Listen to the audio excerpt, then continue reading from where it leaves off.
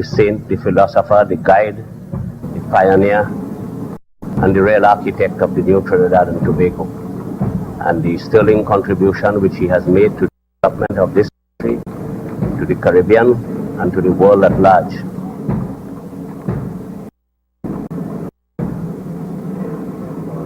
I think Dr. Williams was a considerable national leader, statesman, largely because when he came, he brought political enlightenment to the people and public education, like all the great nationalist statesmen of the post-war period.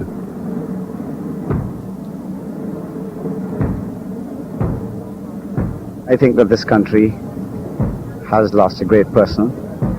There is much which this country has to be grateful for.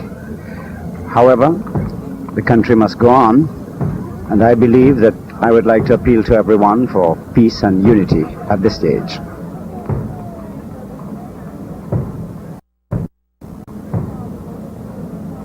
Williams has died in a blaze of glory.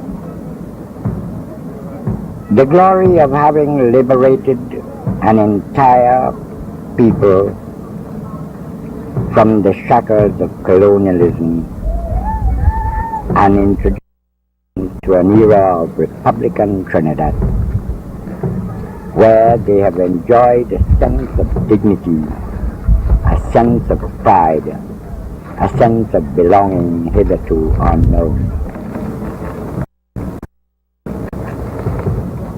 Dr. Williams' passing is the end of an era in Caribbean politics. I mean, he is the last of the great leaders of the Caribbean who brought our countries to independence. Born September 25th, 1911, 2011 marks the centenary of the birth of Dr. Eric Eustace Williams. The longest-serving head of government in the Commonwealth Caribbean, Eric Williams emerged as a political leader and ushered in a new era in Caribbean political history. Williams fought against colonial rule for the independence of Trinidad and Tobago and led the nation for a quarter of a century.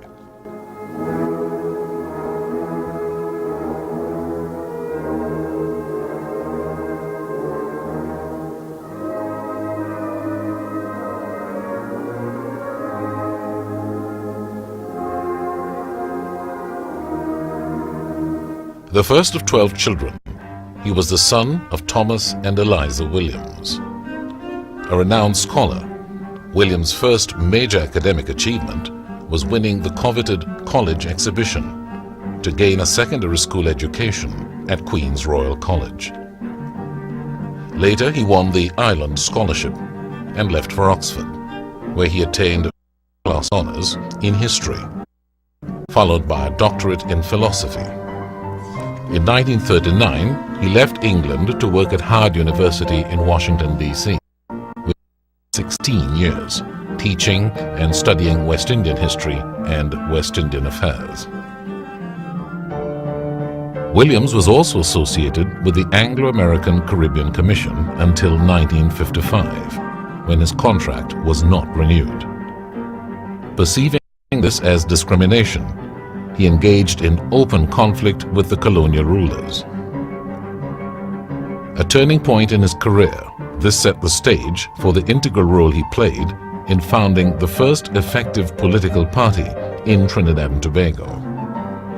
I don't think that Dr. Williams' original calling was politics. I think he would have preferred, and he said it in one of his lectures, that he would have preferred to pursue his academic career. And there's no doubt in my mind that Williams' politics was by accident rather than, from my experience, my observations, he would have preferred in 1955, when his contract was not renewed, to have it renewed and become the first Caribbean chairman of the Caribbean Commission. There's a lot of contradictory evidence as to how and why Williams got into politics.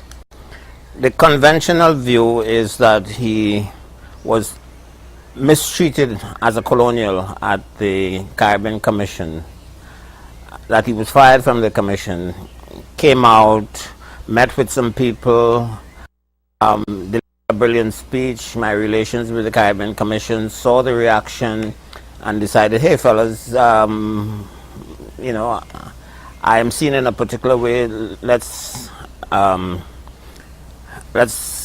take advantage of it. I think the reality is more complex. If we look at Williams's, the published one, the unpublished one, you see clear evidence in there that he always intended to get into politics. The speech that he eventually gave and the biography was part of that project. So I think the firing at the commission probably affected the timing and the circumstances of his entry into politics.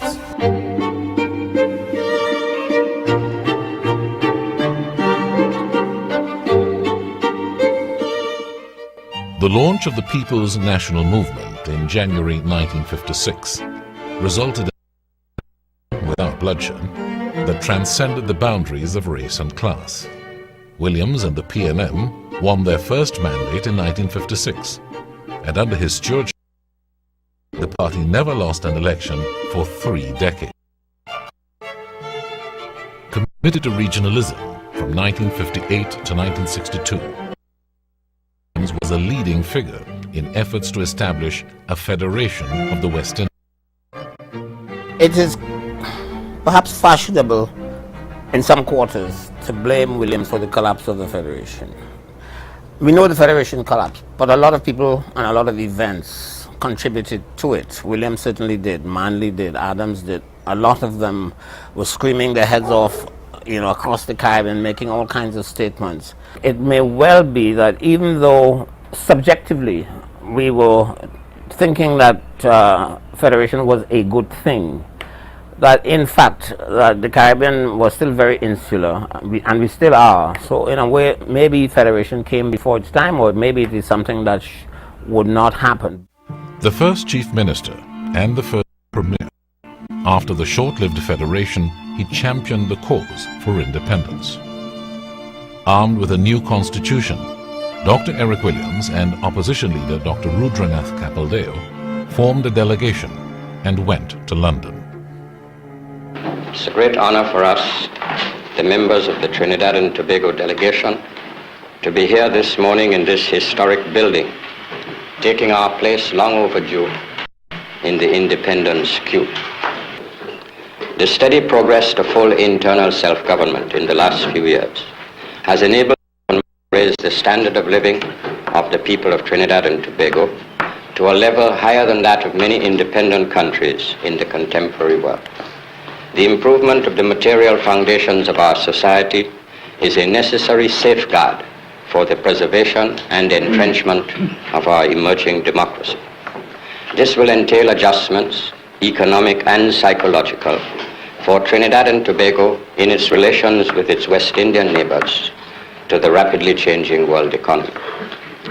The Independence Constitution of Trinidad and Tobago must therefore endow the government, which represents the general will of the people, with sufficient powers to sustain the responsibilities of it, to guarantee continued investment from all sources, and to ensure the continued improvement of the well-being of the people. Trinidad and Tobago gained independence on August 31st, 1962. Williams became the first Prime Minister. May it please your Royal Highness, it is with a feeling of deep pride, pleasure and satisfaction as Prime Minister of the newly independent state of Trinidad and Tobago that I offer you for transmission to Her Majesty the Queen the profound thanks and appreciation of Government, Parliament and people of this country for Her Majesty's gracious message. We have looked forward with considerable pleasure to our entry into the Commonwealth family. Now that this goal has been achieved, I ask you to convey to Her Majesty an expression of our unfailing loyalty and devotion to her throne and person. We have been inspired by her good wishes, and we pledge ourselves to fulfill the promise expected of us, not only by Her Majesty, but by all the nations of the world, to show how our small community, with its people drawn from many lands of diverse racial origins and subscribing religious beliefs, can, in harmonious cooperation, make its contribution to the sum total of world peace, world progress, and world happiness. From 1968 to 1970, as the Black Power movement gained momentum, Williams faced his biggest challenge. The 1970 event has to be seen in its national, regional, and international context. It was certainly part of a worldwide movement of students, starting in Berkeley, California, in Paris, in New York, in Ithaca, where I was a student. It was a revolt of a generation who had looked forward to independence and who had felt that all of the things that they dreamt about, all of the things that they assumed, it was just not happening, and that the older generation had sold us out. I am told by some people who have seen the files that Williams consorted with some of the elements of 1970 and encouraged them to do certain things which would allow him to speak in a different way, a different tone, to some of the conservative elements in the country. There is some evidence of that, and in fact he said that if Black Power means A, B, C, and D, he's the biggest Black Power in town. You know, he said it. He said, I am the big Black Power in town, you know. But if it means Molotov cocktails, etc., etc., I am not in that. But in terms of the expectations and aspirations of the youth, he was all for Black Power. When stability was restored, Williams announced a cabinet reshuffle and the establishment of a Ministry of National Security. The emphasis in my present reorganization is on new men and the new ideas they can offer. They have been drafted by me into national service. I have refused to recognize any commitment as superior to the commitment to the nation. Two of the persons so elected are civil servants. The Ministry of Home Affairs is replaced by a new Ministry of National Security under the Prime Minister. After overcoming the 1970 crisis, in 1973, at the PNM's 15th annual convention, a disillusioned Williams announced his retirement from politics. He agreed to stay on until a new constitution was established.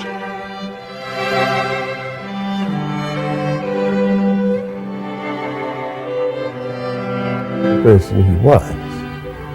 When you did something that he didn't particularly like, he took offense. And before I became Governor General, when I was Attorney General, I wrote a particular opinion that he didn't like. And he was frosty for about a month or more.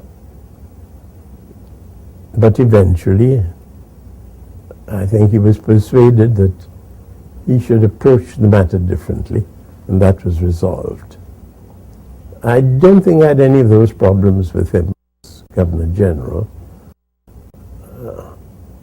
I often listened carefully to what he had to say. I didn't commit myself to approval of it, nor did I express disapproval. But at some later stage I might raise the matter with him and indicate that I thought the advice I'd given him, which I had not, of course, given him at all, but I couldn't tell him that what he was saying was wrong. So I said, well, you know, the advice on this I think is wrong. I think you should follow a different course. And he would readily accept that. It didn't rub home to him, you see, that he was wrong. Now, of course, it was he who was wrong. Why fuss about a thing like that? You want results. You don't want personal gratification. So you must know how to deal with the Prime Minister. Glance away very quickly. Mora trying to move up. Quarry's going with him on the inside. It's Ainsley Crawford. Crawford's going to be there. He's got the house. Quarry's got the silver in. Mora got the bronze. Ainsley Crawford Williams' spirits were lifted when Hazley Crawford returned home with an Olympic gold medal.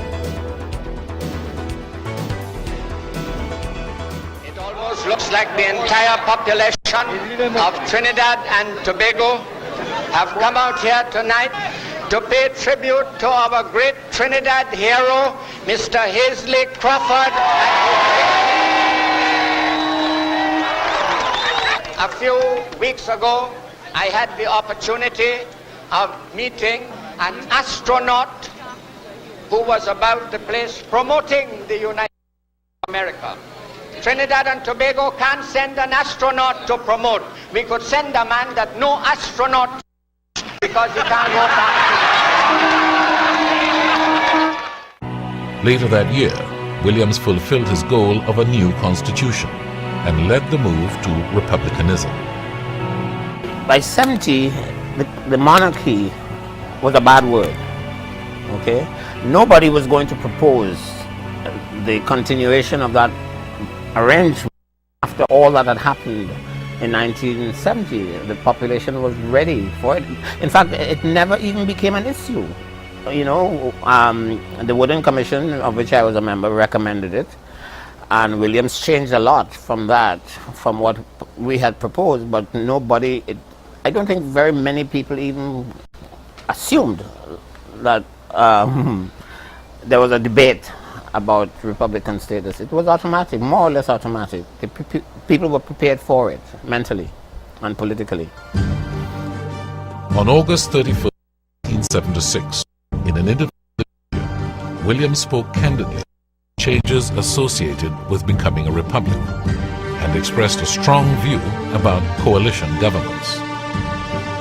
The coalition thing is something that you, in order to get somebody's support in the parliament, he says, well, I have 3 seats in the parliament, I join you, etc., provided you give me a particular ministry. What would you do if the man asked for the Ministry of Finance? And you go back to another election. What would you do if you asked for the ministry in charge of law and order? Oh, no. With the change in economic fortunes in the mid-70s, Williams became optimistic again. The oil boom, as it was popularly called, enabled him to widen the economic base of Trinidad and Tobago.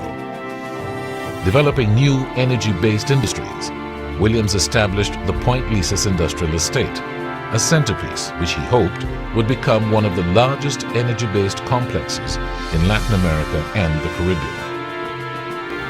The Minister of Human Mines has referred to the agreement which Fortune has structured with Amapo. He has also indicated to me that ISCOT will be submitting within the next few weeks its own proposals. Underlying all of these arrangements and agreements is the fact of life, that Trinidad and Tobago will have to seek export markets in the international community for the production from these plants here at Point Lisa. The government, as a matter of policy and as exemplified in its sources of finance, in its sources of technology, and in its sources of raw materials, when these are necessary, has taken a decision to diversify wherever feasible in its marketing arrangements. Williams also made his mark with social and economic programs and a thrust in educational development. We wanted to make sure that no one would fall by the wayside. You know, you had to give them the opportunities, and those opportunities, so it was free secondary education, but and I remember, but the children may not be able to study because they haven't eaten, hence the school meals. That's how the school feeding program came in. So the children could benefit from the education because they were well fed, kind of thing, you know. So there was a lot of that kind of attention to this, not just the end product, but how you get there, that was so important, that is critical for any success. Throughout his political career, Dr. Eric Williams was mindful of the role of women in national development. Teaching at school one day, and I got a call from the principal. Comes to the office and to the classroom and says that I'm wanted by Mr. Privat immediately up at Cascade at his home. And I said, class, and he says, no, immediately, Miss Bailey, Mrs. Gordon, immediately. So I left and I went to Mr. Privat, who told me that Dr. Williams wanted to make me a parliamentary secretary, and therefore I needed to be a senator. And I was sworn in that afternoon, talking about 10 o'clock in the morning, the swearing is 5 o'clock in the afternoon, at the president's house, and I needed to get some documents for them. And I got there, I was supposed to get the documents to them at 1 o'clock. So at about 3 minutes to 1, I am literally running with the documents, and I get to the front door and I knock, and Dr. Williams opens the door and he says, with a big smile on his face, "Come in." And I come in with the envelope, and he looks at Boise Privat and he says, "Pay me." So I'm looking at both of them and saying, "Well, now what is this about?" And I said, "Excuse me?" And he said, "Yes, I bet him that you would be the only person who would beat the deadline." And I won. So he took his $20 from Boise Privat. So that's how I met Dr. Privat. My first meeting with Dr. Williams. And taking a bet on my head and collected. It was funny. By the late 70s, he became inexplicably withdrawn. Towards the end of his career, I saw very little of him. There was no enmity, there was no adverse relationship. It was simply that for one reason or another, he ceased to come. He always sent messages saying that he would, until the messengers, who were either Johnny O'Halloran or Errol Mahabir, got fed up of trying to tell me that the Prime Minister was going to come to me soon and find out that he didn't. So I lived with it. The signs had begun to surface of either, in my view again, a person who had become,